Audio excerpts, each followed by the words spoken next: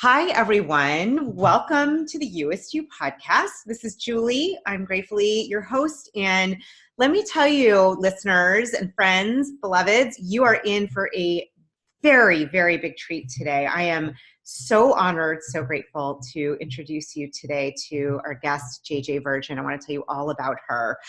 She is a celebrity nutrition expert and fitness Hall of Famer. JJ Virgin teaches clients how to eliminate food and carb intolerances and master their mindset so they can transform their health and their lives. As co-host of TLC's Freaky Eaters and health expert on Dr. Phil, JJ is a prominent TV and media personality, including appearances on PBS, Dr. Oz, Rachael Ray, Access Hollywood, and The Today Show. JJ is the author of 4 New York Times bestsellers. You heard me correct, that's 4. The Virgin Diet Cookbook, JJ Virgin's Sugar Impact Diet, and JJ Virgin's Sugar Impact Diet Cookbook. Her latest book, Miracle Mindset, shows warrior moms how to be strong, positive leaders for their families while exploring the inspirational lessons JJ learned as she fought for her own son's life. She also has a most recent title working on called Warrior Mom, 7 Secrets to Bold, Brave Resilience. JJ hosts the popular JJ Virgin Lifestyle Show podcast and regularly writes for Huffington Post, Rodale Wellness, Mind Body Green, and other major blogs and magazines. In addition to her work with nutrition and fitness, JJ is also a business coach and founded the premier health entrepreneur event and community called the Mindshare Summit. I am so honored to have you here today, JJ. Thank you for being with me. Good to be here with you. So, one of the questions that I always like to start out with is this idea of, I call it the You is to you. And really it's about living to your potential, to your most authentic self. And I'm wondering, maybe just to say a little bit about your journey in living into what is your You is to you. Yeah. The minute I heard that, I thought, well, how the heck would you know what your potential is? I think the only way you know what your potential is to push past it. Right? I just wonder if now I'm going to go all existential, but I just wonder if that you're thinking of, oh, that's my potential. I'm like, but what if your potential was more than that? What if, right? Like I look at my whole business journey, life journey, and it's always been me getting to where I believed I could be. And so I think the biggest takeaway for all of us is just to believe that you can be farther than you are. Because you can. That's the bottom line, right? Yeah. When I first was I was in college at UCLA, and my whole goal in graduating college was to not have to get a job. Like that to me was just a horrible, horrible thing. I saw all my friends interviewing and having to wear suits, and then they were getting these jobs that were like basically making nothing, going and sitting in an office all day long. I thought that is like the worst thing I could ever imagine. That's the last thing I want to do. Right.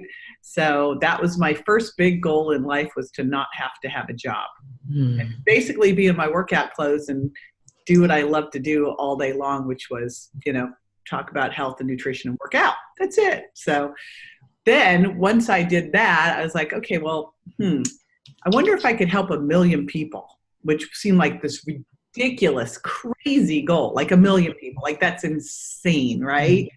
And the next thing I know, because at the time I was working as a personal trainer, it was me, Body by Jake, and Mark Sisson of Primal Kitchen, 3 of us, only personal trainers. And, it was back in the days when like gyms were just starting to come around, et cetera. And so I was working one-on-one. So the idea of working, I was helping maybe 50 people to go to 1 million is a pretty big leap. And then the next thing you know, I'm on Dr. Phil as a regular. So then I went, all right, check that box. How do you do 1 billion? So, again, all along the way, you're kind of limited by what you believe is possible. And so the big thing we have to think of is like, are we limiting ourselves? Because most likely we are. All of us are. Even though, I had an amazing mentor at 30 who said the only limitations are the limitations in your mind. And I had so much trouble wrapping my brain around that, because I was like, really? But there's real limitations out there. And she's like, nah, Yeah. That's awesome. So I'm going to manage myself. I have a lot of questions for you.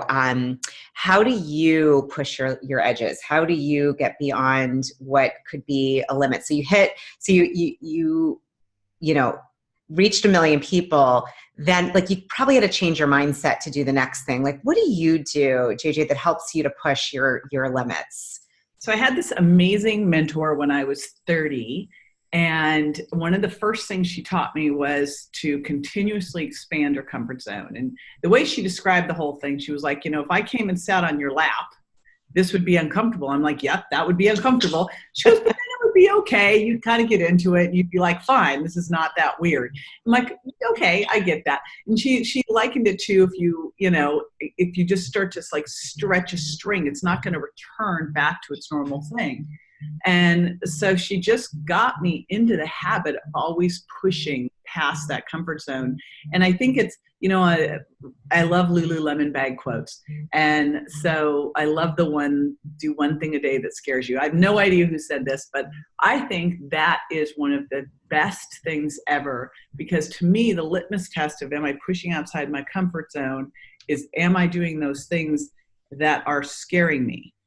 Am I challenging myself? Am I pushing myself further? Or have I gotten into this just, rut where everything is just kind of, right? So that's sort of my test is this scaring me? And the cool thing about that is every time you do something that you think is just going to be like crazy scary, like standing on a stage with speaking to 5,000 people, which by the way is no different than standing on stage and speaking to 500, which is no different than speaking to 100, which really is, it just isn't, right? It just, once you get on there, like, oh, this is no different. This was, I shared the stage with Tony Robbins and I got myself all worked up over this. And I went, this is no different, right?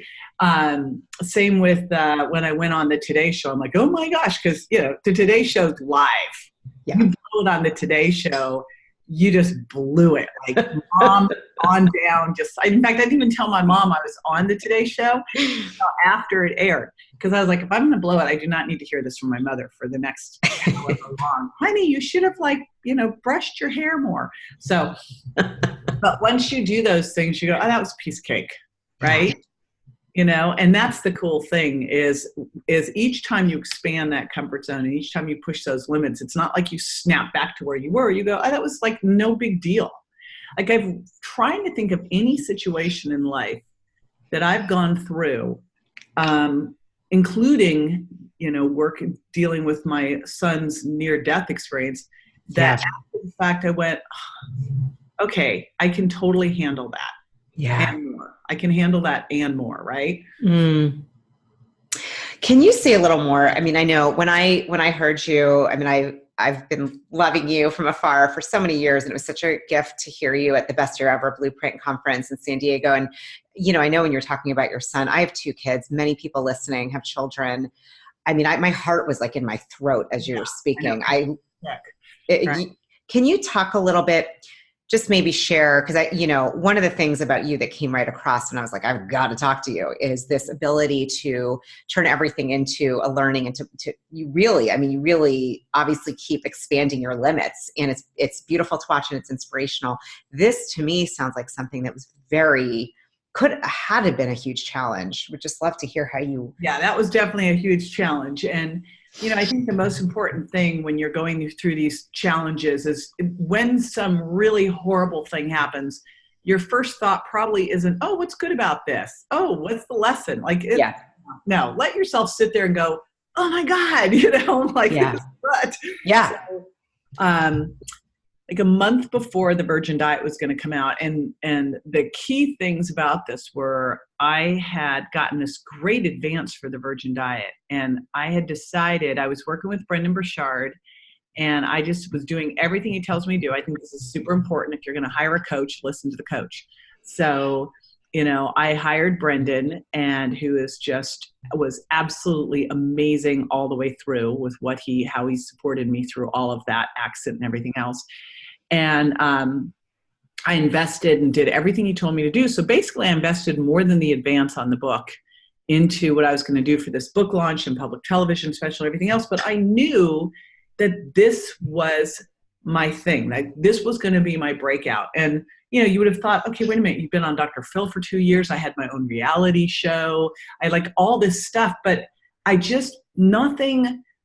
still wasn't really where I wanted to be. I hadn't hit the thing yet. And I knew this was it. Yeah. And so I literally was like, I'm all in. If you want to take the island, you burn all the boats. I was like, I am all in, back against the wall, I'm making this work. Now I have 2 boys, and they were 15 and 16. And my ex-husband really didn't do much financial support of them. It was really mainly me. And so I, have to take care of my kids. Now, my son, my 16-year-old, goes out to a friend's house. And while he's crossing the street, we don't really know what happened because the only witness was the person who left the scene. My son was crossing the street, gets hit. We don't even know anything like how fast. We think it was 40 miles an hour. All we know is a neighbor comes and sees a woman getting out of her car, looking back at my son. And this just blows my mind, and then getting back in her car and driving off. So he pulls up and he basically guards my son against oncoming traffic, calls 911, gets the paramedics there. They airlift him to the local hospital. And, when you look at the things that had to happen for all of this to be okay. And I think that's a really important perspective, because someone might look at this and go, oh my God, why did that have to happen? Instead, I looked at, we were so lucky every step of the way, because it happened. And maybe it was supposed to happen. Maybe my son had a lot of challenges up to that point. He had bipolar disorder. He had a lot of trouble in school. And, maybe this was the shift he needed. Right. And first off, my ex-husband and the other son had to find out that the accident even happened, because my son went out walking. I didn't know. And he had no ID on him. And so they drove by this scene, knew my son was out walking, asked the policeman what was going on. And a policeman said a boy got hit that looked just like him, and pointed to my younger son, Bryce, because they're a year apart. They look alike. Mm-hmm. So we knew that Grant had been hit. We knew he'd been airlifted, which is never a good thing, right? I mean, airlifted. You don't get airlifted because you broke your leg. No. But the hospital won't tell us anything. They won't tell us anything. And which I'm just like this hospital this was the guy who ran this trauma center at Palm Springs Desert Hospital needs to retire. He just needs to retire. He just is the epitome of someone who has such poor patient, empathy and bedside manner. It was ridiculous. So we get there and he shuttles us in. First, we're sitting outside. No one's telling us anything. And then he shuttles us into this conference room, sits down and said, what was your son doing out walking tonight? And I'm like, what is going on? Stop talking. Just tell me what's going on with my son. Yeah. He said, your son was in a very serious accident. He has a torn aorta. Sometime in the next 24 hours, this torn aorta is going to rupture and he's going to die. Every hour, it's 10% more likely it's going to rupture. So he's telling us this. I'm just sitting there. We're all listening. And then he goes, the only way he'd survive is if he had a surgery that repaired it, but we don't do that surgery here because it requires something special, because he also has multiple brain bleeds. He's in a deep coma. He has this diffuse axonal injury of his brain. And so we can't do it here. And, besides, he also had 13 fractures, literally bones sticking through his skin. But he said, he'll never survive the airlift to the hospital that could do it. And even if he did, he wouldn't survive this surgery. And even if he were able to survive both those, and this is what drove me nuts. And as a parent, anyone listening as a parent, you'll go, are you kidding? The guy literally said, even if he survived both of those, he'd be so brain damaged, it wouldn't be worth it. Oh my God. And so Bryce, my 15-year-old's looking at him, and Bryce is he's super, super analytical. He's a double math major now in college. He is ridiculously analytical. He's looking at this doctor he goes, because we're all looking at him going, all right, well, he's going to die here in the next 24 hours. Why wouldn't you just go for this, right? like maybe there's a 0.25% chance he could make it. And the doctor said, that sounds about right. And so Bryce goes, well, we'll take those odds. He goes, that's not zero. I know. And I go, we're overruling you. Do not stand here any longer. Go get busy, right? And fortunately, my ex-husband is a medical malpractice trial attorney. He's, retired. He hated doing it, but he knew all the language. So it's amazing when you start throwing out the right legal jargon, how people get moving fast. And so it just was very interesting. The surgeon who ended up saving Grant's life actually went to medical school with my sister-in-law. Like it was all like so interconnected, wow. But we get to UCLA. We have to drive there in the middle of the night. We have no idea if he survived. We walk into the ER there. It's like a scene from a bad Star Wars bar movie. It smells. It turns out it's a homeless shelter. So it reeks. All these homeless people are in there. And they move us into the staging area for Grant. There are 5 surgical teams working on him. Turns out this one surgeon, this cardiothoracic surgeon, Dr. Carlos Donaire, gets this fax from Desert Hospital at midnight and goes into action. He gets a stent that had been discontinued that was part of a study only done on adults. He said, I figured I'd ask for forgiveness. And he gets a hold of that. It gets flown in. It arrives at 5:30 in the morning. He gets a hold of and brings in the neuro team, the pediatric team, the critical care team, the orthopedic team. He gets them all. And this is between midnight and 4 a.m. He's got them all. Oh my gosh. And because if you accept a case at a hospital, the minute you accept it, the other hospital's like, we're out, we're done. And they just like package the person up. And so they're literally putting Grant on a helicopter. We have no idea if Grant's going to survive. Oh my God. We get to this hospital. This doctor comes out to me and he goes, hey, you do not need to worry. I do this all the time. I had someone thrown off an overpass last week. Same injury, fixed him. Let me show you where I'm going to do this. We're going to be fine. And, later I was like at the time I'm like, okay, I'll go with what you're saying. Later he's like, I just wanted to get you out of that room because it was so frightening. Here's this kid with 5 surgical teams. But sure enough, he set me up to the waiting room. We sat in the waiting room. He came up a couple hours later. He goes, all right, it's fixed. He's all good. He goes, now I don't know if he'll ever wake up. I'm just the plumber. Oh my God. I'm like, oh, wow. Okay. And then the neuro guys were like, we don't think he'll ever wake up. And I'm like, I'm just not going to listen to you. I'm not listening. I'm not listening to you. And I remember standing in the ICU, and we were in the regular adult ICU, which at Harbor UCLA is a scary, scary place. There's all these like criminals in there, gunshot wounds, people that are handcuffed to their beds, cops, policemen everywhere. I'm like, oh my gosh. And my son in the corner. And there was like 2 fingers I could hold because everything was covered in road rash. And they'd had multiple orthopedic teams working on him to set the femurs because both femurs were broken in half. So I'm holding these 2 fingers and they said, he's in a deep coma. He can't hear anything. And all I could hear was the beep, beep, beep of the machines and the breathing machine and all this. And so I'm holding these 2 little fingers and I said, Grant, I love you so much. We're here. And there's no response. And I said, Grant, your brother loves you. And I felt the little fingers kind of like, I felt this little, and I'm like, oh my gosh. Because you know what? I've always thought with these comas, I've always been intrigued with comas. I never really wanted to go through this, but I always thought it was like one of the most interesting, fascinating things. Yeah. And, I've read all the near-death experience stuff, et cetera. And I was like, I know he hears me. And I always heard that they could hear you. So I said, Grant, I know you can hear me. And you've got to fight. This is going to be the best thing that ever happened to all of us. You're going to be 110%. You don't even need to worry. I am calling in all my friends. I go, I got everybody, but you have to fight. Your name means warrior. You got to fight. And then I said another name that I knew he wouldn't respond to, and he didn't respond. And then I said, Grant, your girlfriend Mackenzie loves you so much. And he literally moved my hand off. Oh my God. And I was like, that's it. Game on. We're going to do this. And I just had to hold on to that. Like I just set a ridiculous goal. 110% doesn't exist, but then he should have already been dead, right? And I just went, that's what I'm going to do. I'm just going to push and work until my son is better than before the accident. which, by the way, he is now better than before the accident. What's crazy is about 6 months ago, he finally got irritated with me.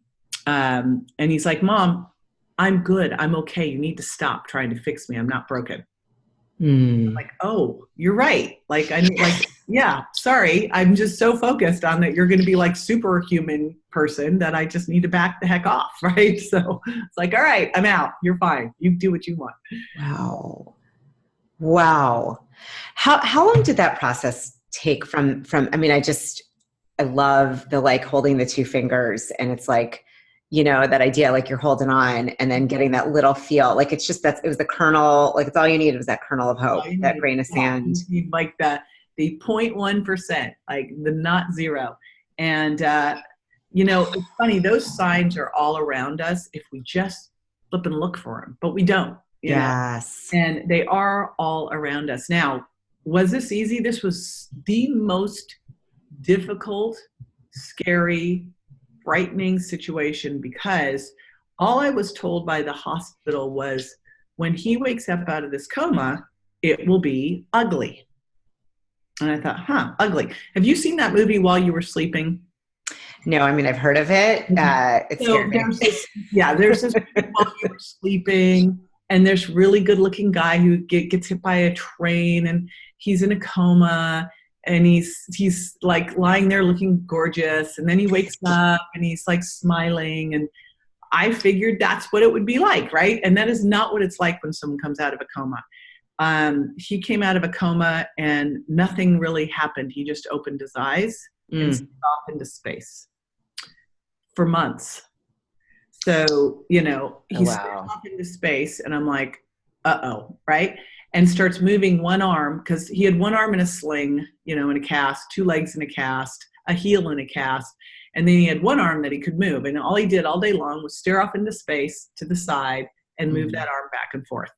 And I thought, oh no, right? Gosh. And I mean, it was such a management of mindset. And plus I had amazing friends, doctors who would come in and go, he's doing great.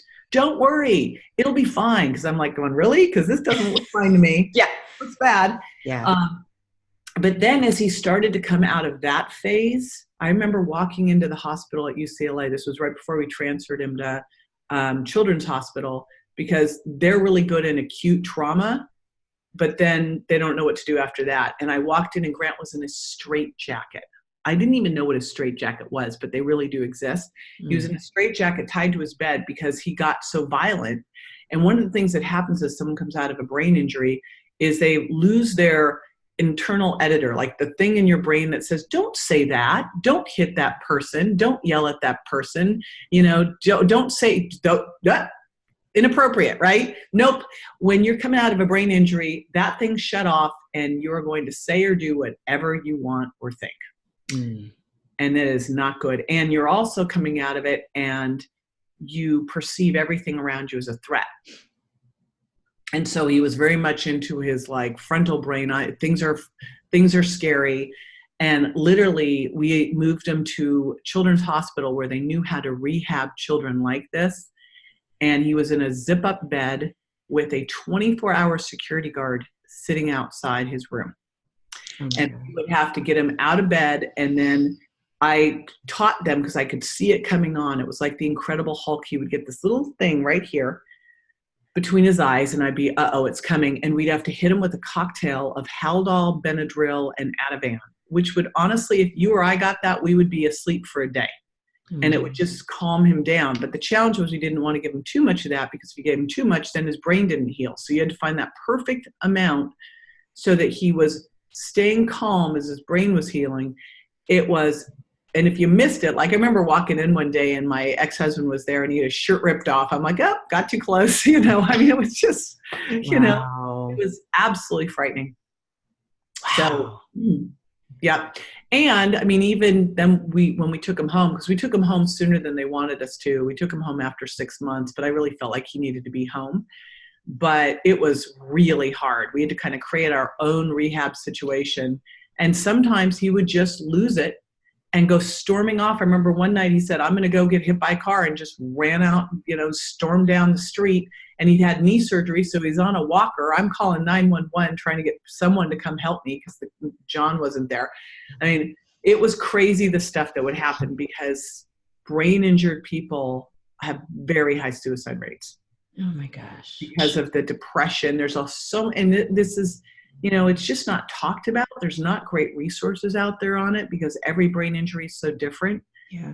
I mean, one of the things that really struck me as I was going through all this is how many people, like when you look at it, have you ever hit your head?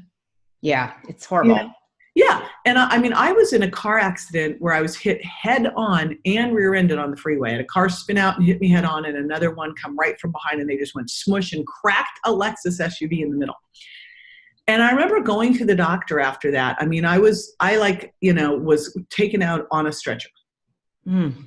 And I remember going to the doctor, and he goes, oh, it's just going to take time. I was so concussed that if you touched me, I thought I was going to throw up.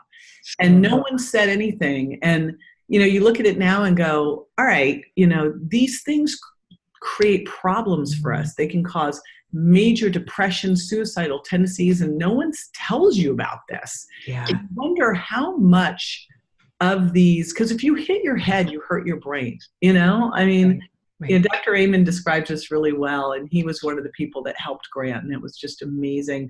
He says, it's like this little egg in this, hard container sloshing about. Like if you hit your head, you hurt your brain, and we don't talk about it. And you wonder how much of these, issues with memory loss and depression and suicide are really because of that, and we just haven't known how to look at it. It's scary. How is he today? Like I guess my two questions are, how is he today? I mean, I'm assuming it took a while to get to the point where he's better than ever. I know you said that, just to heal. I mean, I would imagine the internal healing probably took a long time. Yeah, actually the body, I mean, he had 13 fractures. He had a crushed heel. They said he'd never walk again. I was like, I'm not listening to that. Of course he's never walk again. He's walking, he's running, he's playing sports. Wow.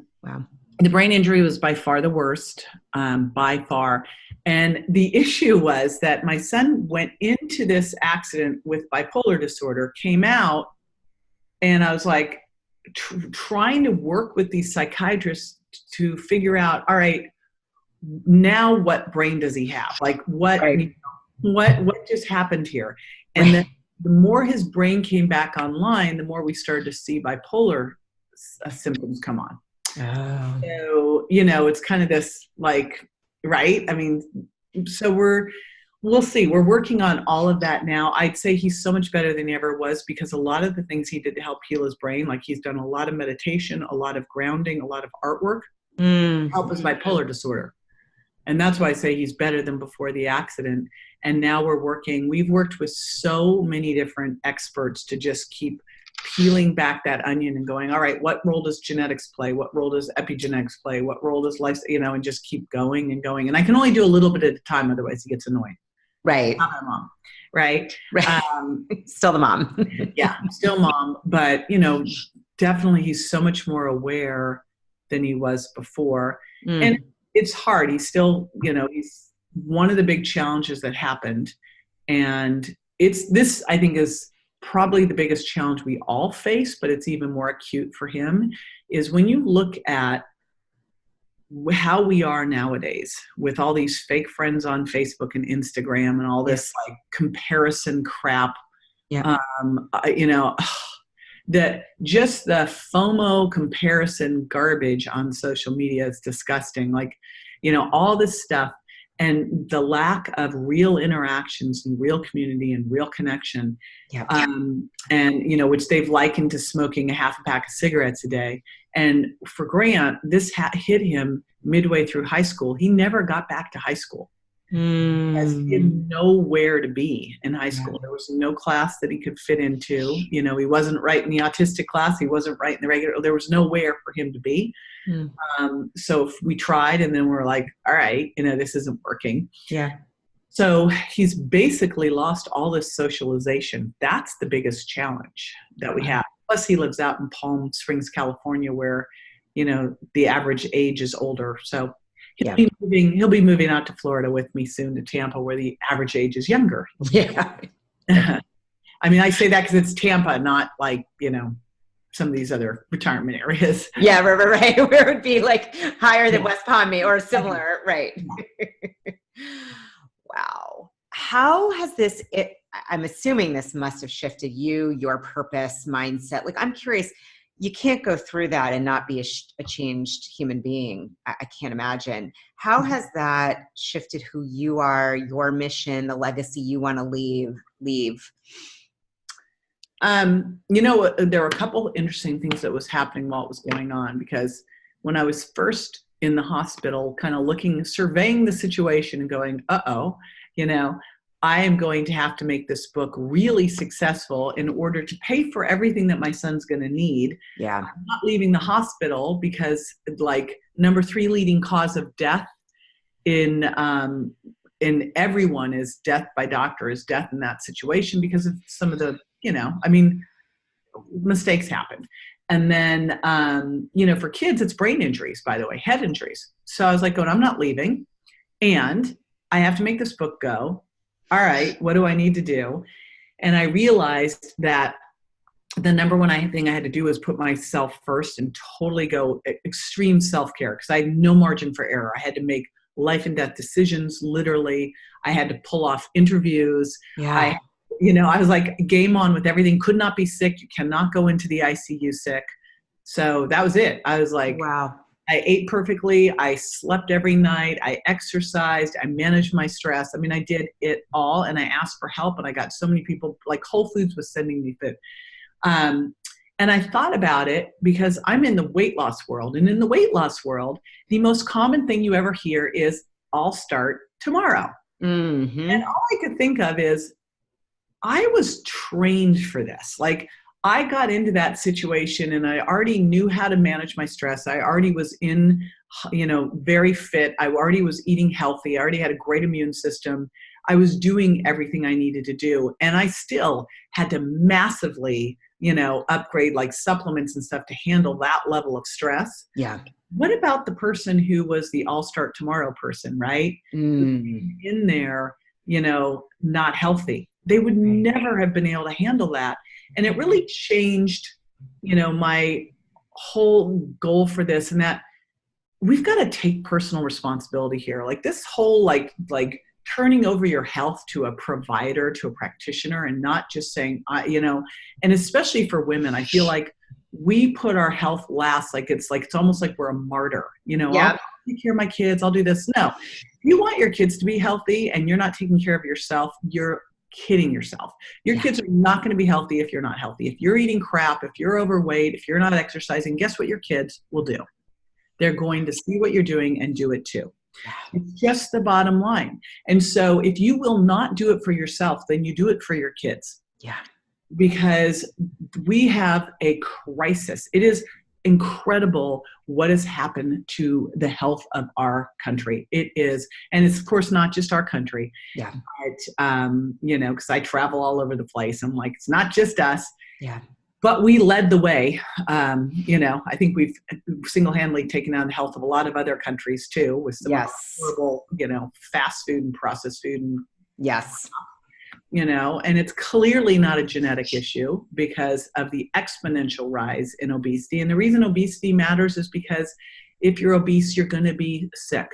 Yep. You cannot be healthy and overweight. Yeah. I remember there used to be this researcher who had a book, Fit or Fat, and he said you can be fit and fat. And I'm like, no, you cannot be, because if you understand the endocrine system and the physiology of fat, it's its own hormone system that's very inflammatory, and inflammation's at the root of every single disease. Yep. So the biggest thing that's impressed upon me is that we have to take control of our health. We have to take responsibility. And, here I am in the hospital. I have some of the most amazing experts, but I had to be the advocate. Like, we have to be the advocate, either for our family and for ourselves. We have to do it. We cannot expect someone else to care more than we do. They're not going to.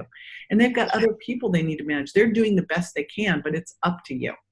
And it really, whether it's a brain injury, whether it's diabetes, whether it's cancer, it doesn't matter, right? It doesn't matter what it is. It's how you show up and how you take responsibility for it. And I just I watch so many people just willing to give that responsibility over. This is your health. There's nothing else, that saying that says, if you have your health, 1,000 dreams. If you don't have your health, you have one. Yeah. Right. I mean, I lived that, and it is the case. And I just had a couple, like I had a close friend just go through a big bout with cancer who wasn't taking it seriously. I'm like, you are going to die. Like this is not play around with. This is like, you put your health first. This person was so concerned about their career and everything else they were doing. I go, what the hell are you doing? Yeah. That doesn't even matter. Yeah. There's only things that matter here are your health and your family. Everything else, pick it up later, Yeah. Wow. It's so powerful what you're saying. And I'm thinking, what a gift. Like you said, you were almost wired and ready for this, already being in a state of health and then having to take it to the next level, like for self-care. One of the things I'm curious about, I used to struggle with food addiction. I don't eat anything inflammatory at this point. I was diagnosed with Hashimoto's. There are many, many, many women, as you know, with all kinds of inflammatory. And I took it out. I feel like a different person. How do you work with, what's your thoughts, your wisdom, especially with women when there's either an addictive quality or I think as you talk a lot about with worthiness, but like where to begin for those that feel like, all right, I'm already down the rabbit hole. I'm X amount overweight. Like what wisdom do you have there? Because I know there are a lot of people that struggle with. And first of all, don't kick your own butt. Here's the thing. Food addictive. The food companies have made it addictive. Now there's people who have specific addictive genes. Yeah. It is clear. Like, you look at alcoholism, you look at there are people, and I've worked with thousands and thousands of people on their health. I mean, there are clear addictive genes out there. Yeah. And so if you have those, you've got to give yourself less of a margin for error. The biggest challenge with food addiction versus alcohol is you can say, I'm not going to bars. Yes. You can't say I'm not going to eat. But here's the thing, like I actually don't have a sweet tooth. I don't really, I don't have the addictive genes. However, if you took me to a movie theater and gave me a bucket of popcorn, I would go eat the bucket of popcorn. I'd go get another bucket of popcorn. I'd keep eating the bucket of popcorn until I either passed out or the movie was over, like one or the other. So, there are foods that are built to be addictive, and then there's also trigger foods. And we all have our trigger foods. And I say, just don't be mean. I don't bring trigger foods into my house. Yeah. I'm not going to bring the things that I can't handle into the house. And I don't need to prove it to myself anymore. I can't handle them. Right. And we're all like that. So I think that's a really important thing, is to know those trigger foods, because even if it's a healthy food, like an example for me, I used to have a big challenge with crunchy salted almond butter. Like literally I would eat the whole jar. And I go, it doesn't matter if it's healthy, too much food's not healthy. And so if you can't handle it, get it the heck out of the house, forget it. Don't eat it. So you have to really know those things. The next thing, when we queried my community and we were like, if you were not where you want to be with your health, why not? What's going on? And the number one reason was, I don't feel worthy. I don't feel good enough. Yep. Well, you know what? Go get some help on that one. Right. This is, I think in life's a journey. It's a process. We're never done. Right.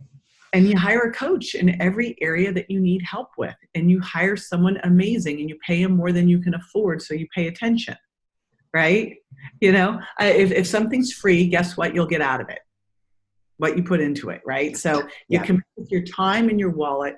So you want to always pay someone, and then put your time in and focus on one thing at a time. I love that book by Greg Keller. Is Gary Keller? Greg Keller? Yeah. I just had him on the podcast. Yeah. The one thing. I'm obsessed with him. Yeah. So, because if we just do it, I actually built my entire health programs around this concept of the one thing, of a success path in health.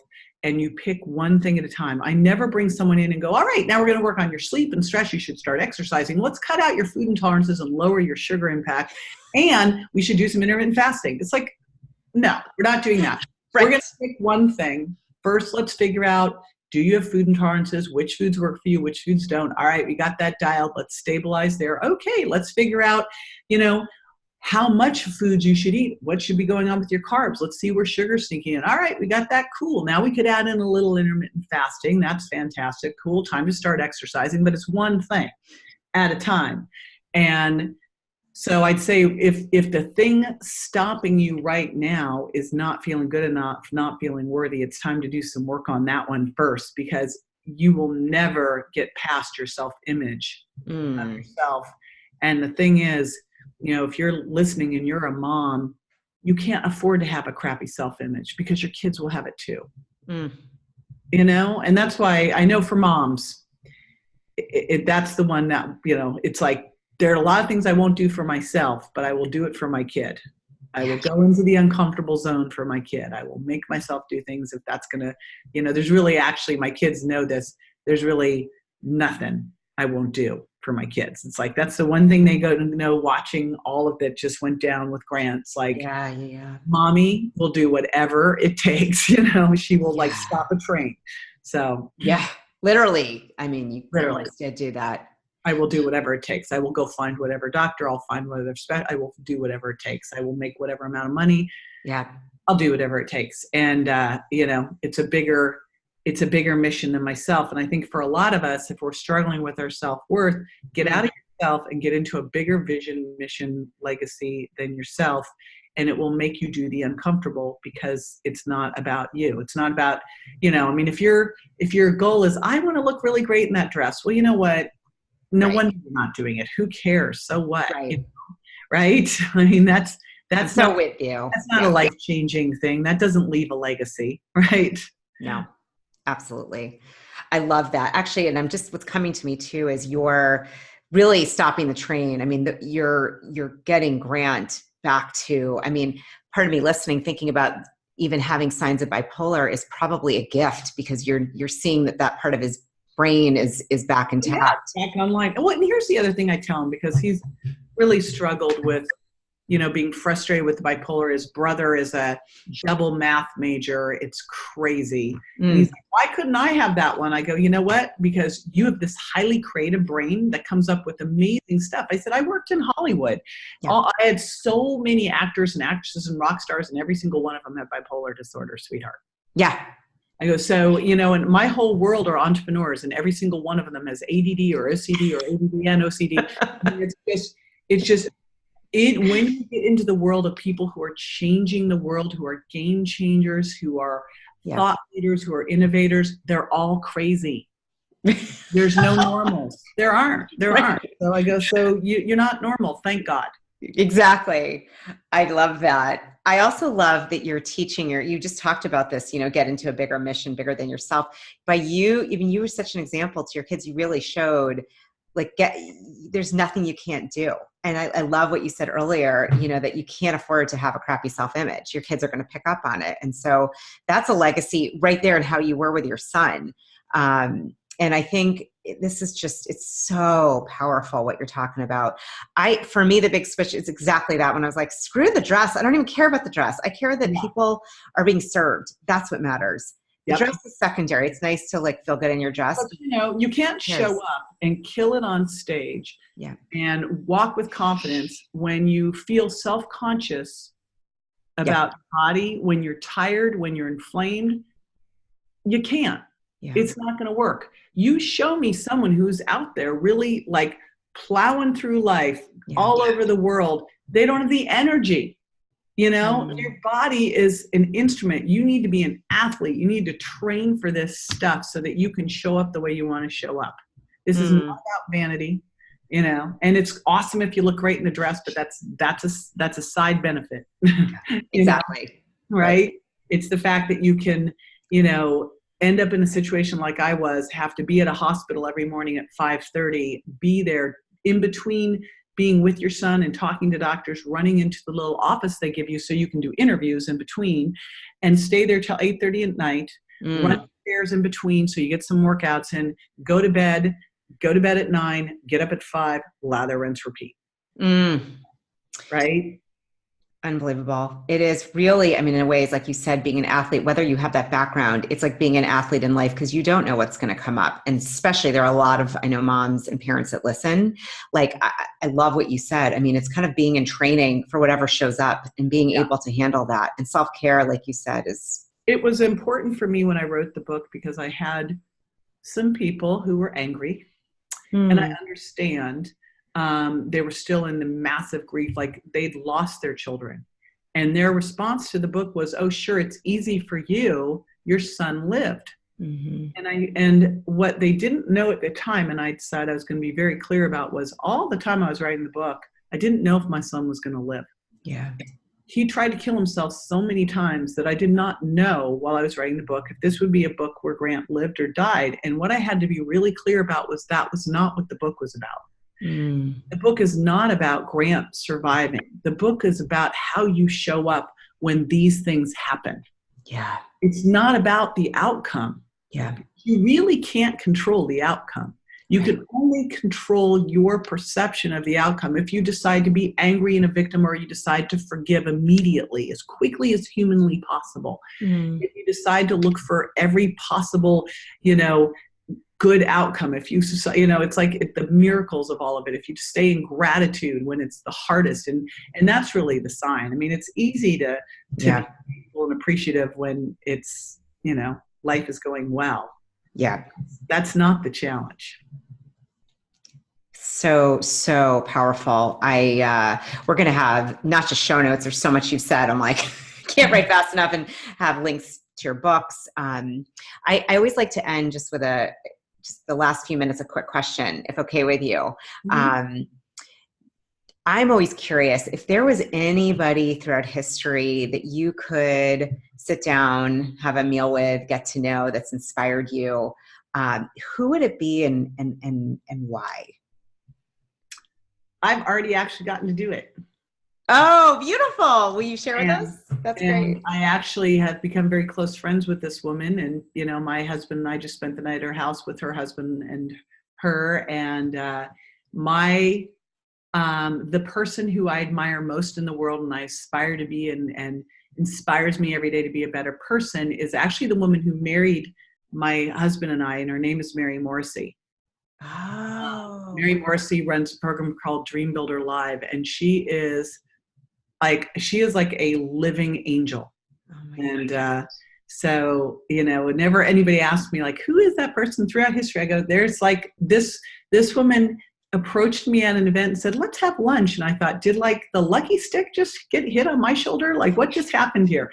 And that is it. And we all need those people in our life that inspire us to be a better human. It's sort of the, she's the, what would Mary do? I love it. WWMD. That's awesome. What would Mary do?